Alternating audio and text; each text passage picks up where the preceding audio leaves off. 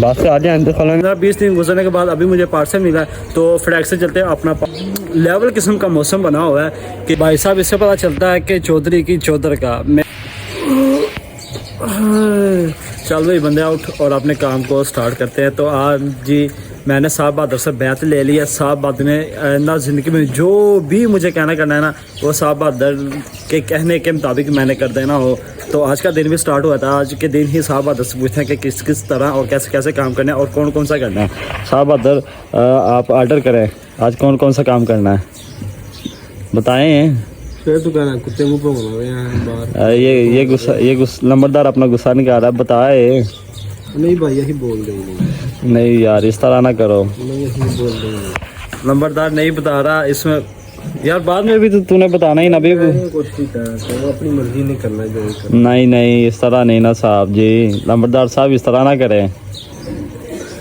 तो जी आंधे ही हर बार की तरह मुझे पैगाम मिल चुका है कि जल्दी जल्दी अपना नाश्ता करो, अपने कपड़े चेंज कर, चारा लेने चल। तो काम वही है ज़िंदगी में जो डेली बेस होते हैं और डेली बेस पे चलते ही रहने हैं। तो कोई मसले बात नहीं। अभी फ्लैग से कपड़े चेंज करते हैं, ये बंदा करेगा और आपका भाई जाता है चारा लेकर घर आता है। उसके बाद के मामला उसके बाद है। जी अपना बाइक खड़ा था और अपने मैंने उजार पकड़ लिया, बाकी पापा खुद ले आएंगे।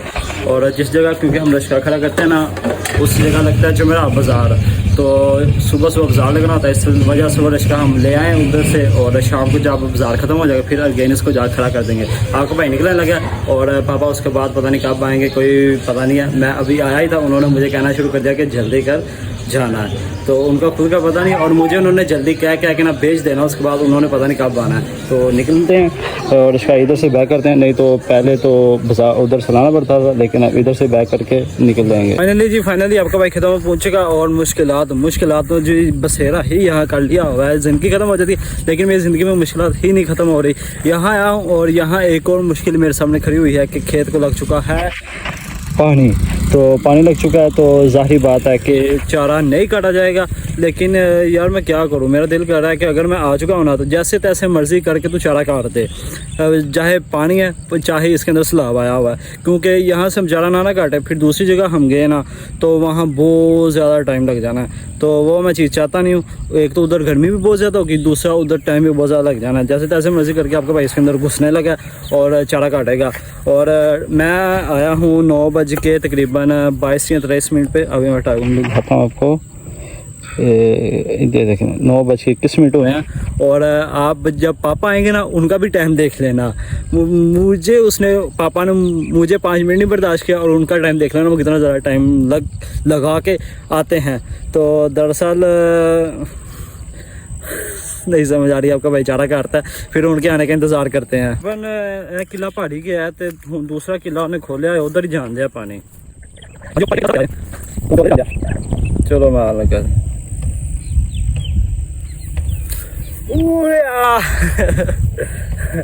टेंशन वक्ती तौर पे टल चुकी है लेकिन परमानेंट तौर पे नहीं टली हुई। डिसाइड ये हुआ कि मैं फ़िलहाल जा रहा हूँ वापस। हम आएंगे 3-4 बजे 4 बजे आके इससे ये होगा कि ज़मीन के अंदर जो पानी जज़ब होना है ना वो इसके अंदर जज़ब हो जाएगा। मतलब अभी हाँ जी अच्छा फ़ोन चल रहा था। तो ज़मीन के अंदर पानी जज़ब हो जाएगा तो ये होगा कि कुछ लेवल इसका कम हो जाएगा, मिट्टी थोड़ी सी हार्ड हो जाएगी। अभी ताज़ा पानी लगा है ना तो पैर इसके अंदर धंसेंगे। तो अभी मैं फ़िलहाल चलता हूँ, पापा ने जाना था लाहौर, मुझे भी 1-2 काम है तो मैं भी काम कर लेता हूँ। पापा भी लाहौर से आएंगे, उन्होंने पहले चारा लेकर जाना था, अब सुबह आएंगे तो फिर वो वापसी पे हम लाहौर से भी वो भी आ जाएंगे, मेरा भी काम हो जाएगा और फिर हम इजीली चारा ले आएंगे। और ऊपर ये गर्मी भी मुझे बर्दाश्त नहीं करनी पड़ेगी। भाई साहब इससे पता चलता है कि चौधरी की चौधर का मेरा और पापा का प्लान यही बन चुका था कि हमने चारा नहीं काटना, हम तकरीबन 3-4 बजे आके ही काट लेंगे। लेकिन पीछे से साहब आते फ़ोन किया, साहब आते कहता नहीं जैसे तैसे मर्जी करके चारा लेकर आ रहा है तो लेकर ही आ रहा है। तो फिर मुझे और पापा को मजबूर आना पड़ा फैक्ट्री। तो फैक्ट्री आके अल्लाह के हुक्म से चारा काट ही लिया। चलो जी, जो काम कंप्लीट हो रहा था वो हो ही गया, उसके बाद रेस्ट करेंगे, नहीं तो फिर आराम पड़ना था। जो भी होता है अच्छे के लिए अच्छा ही होता है। तो चारा हमने बामुश्किल बना लिया है, इधर से शुरू हुआ है, फिर इधर शुरू हुआ है, फिर इधर शुरू हुआ है। यही मसला है कि यहाँ चारा होता है छोटा छोटा, फिर बैठ बैठ के ना बंदा फिर वो हो जाता, थक जाता है। तो इस वजह से मेरा यहाँ आने को दिल नहीं करता, वहीं जाने को दिल करता है। लेकिन काम कंप्लीट हो चुका है, मसला की बात नहीं है। तो पापा अपनी लैम्बोर्गिनी पे और हम अपने रिश्के ऊपर। तो आपके भाई ने कपड़े चेंज कर लिए हैं। अस्सलाम वालेकुम। उम्मीद करता हूँ कि मेरे बड़े बूढ़े बहन भाई नौजवान बच्चे बूढ़े सब ठीक होंगे। तो आज का व्लॉग शुरू करते हैं। तो welcome to old venture vlog. तो आपके भाई ने कपड़े चेंज कर लिए, चारा रख के मैंने उधर फेंका ठा। तो अभी आपका भाई जा रहा है एक छोटा सा काम करने। एक छोटा सा काम ये है कि मैंने एक पार्सल पिक करना है। मेरा एक पार्सल आया हुआ है फैसलाबाद से, तो उसके फ्लैग से पिक करके लाते हैं। यकीन करें मेरी ज़िंदगी का सबसे मुश्किल तरीन पार्सल ये है, जो अब मुझे तकरीबन 26 रमज़ान उस दिन डेट थी, 24-25 थी। 24-25 तरीका मैंने उधर मतलब ओके कर दिया हुआ था। उसके बाद 15-20 दिन बाद मुझे अब आके पार्सल वसूल हो रहा है, जो कि एक दिन में हो जाना था।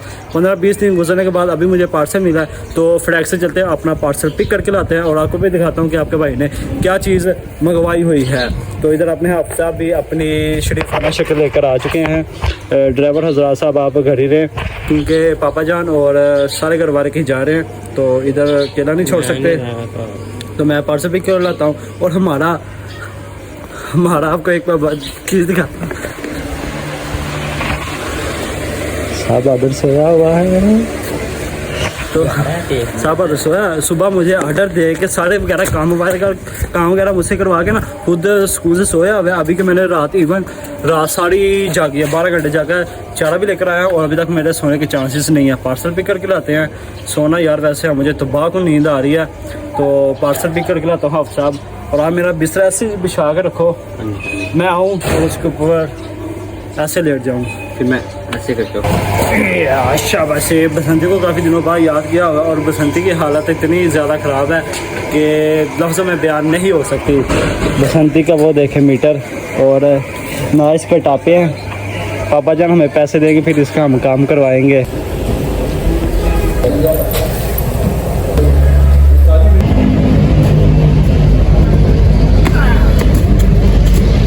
पार्सल भी अपना रिसीव हो चुका है। बड़ा इंतज़ार कराया ये पार्सल ने, बड़ा ही इंतज़ार करवाया है। लेकिन इसकी अनबॉक्सिंग अपने जाहलाना तरीके में घर जाके करेंगे।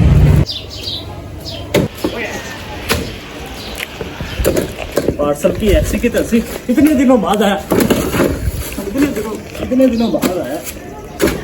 तो फाइनली इसकी अनबॉक्सिंग करते हैं। अच्छा जा सामने आ जा।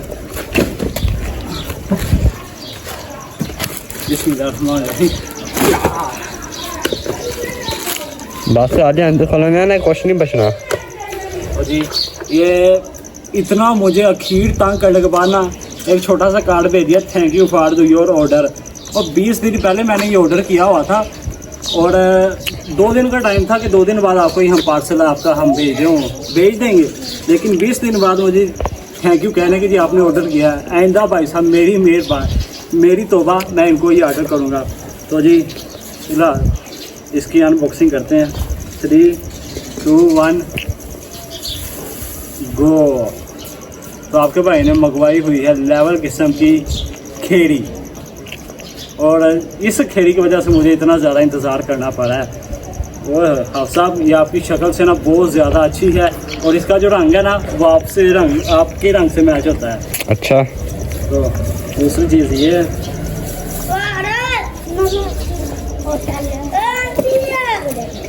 जी हाफ साहब अच्छी है, ओके का सीन है। तो इसकी मैं ना एक शाइनर की आपको स्टोरी बताता हूँ।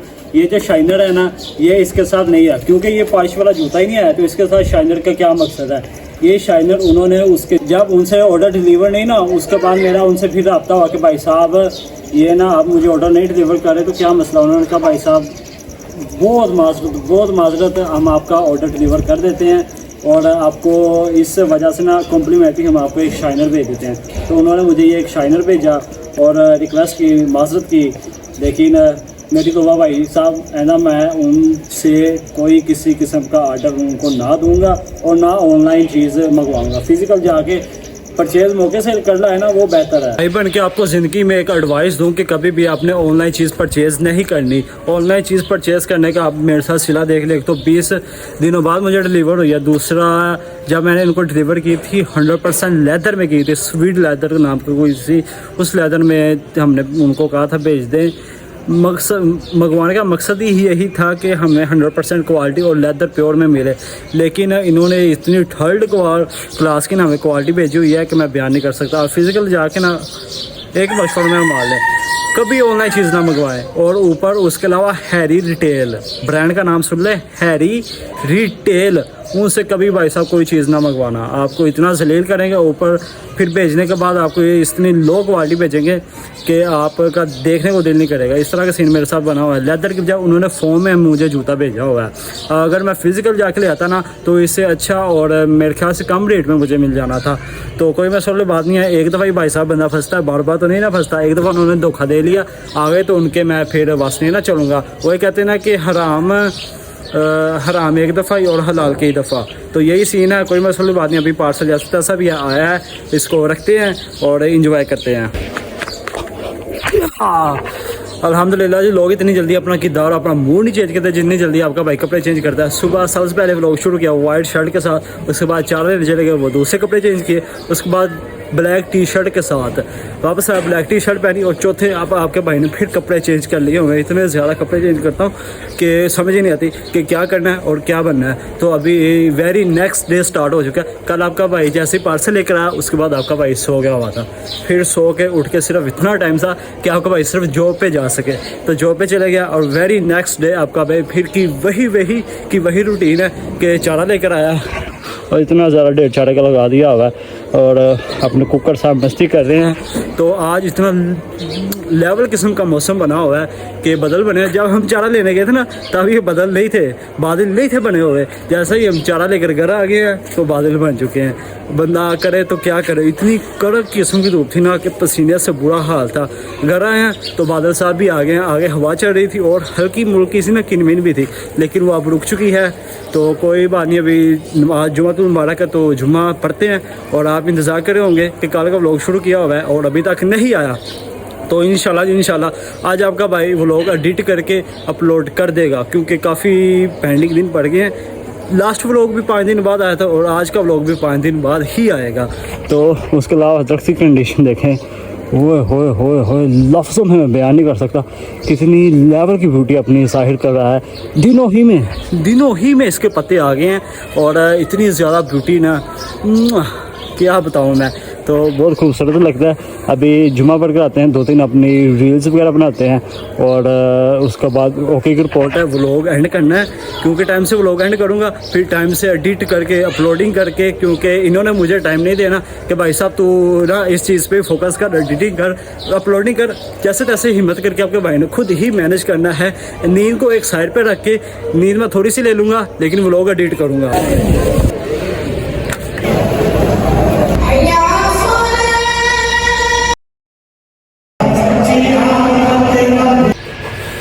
ना करते भी मुझे एडिटिंग करने से पहले सोना ही पड़ा, क्योंकि नींद इतनी ज़्यादा आ गई थी मुझे।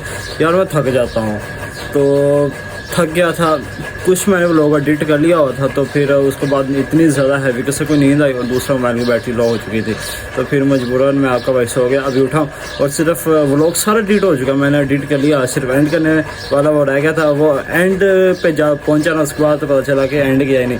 तो बाहर वैसे भी शोर काफ़ी ज़्यादा आ रहा है। तो आज का व्लॉग मैं ये पे ख़त्म करता हूँ। मिलूँगा आपको नेक्स्ट वीडियो, तब तक के लिए अल्लाह हाफ़िज़। दुआ में हमेशा याद रखना, बहुत सारा प्यार। Be watch be here. इंतज़ार ख़त्म और व्लॉग आ गया है।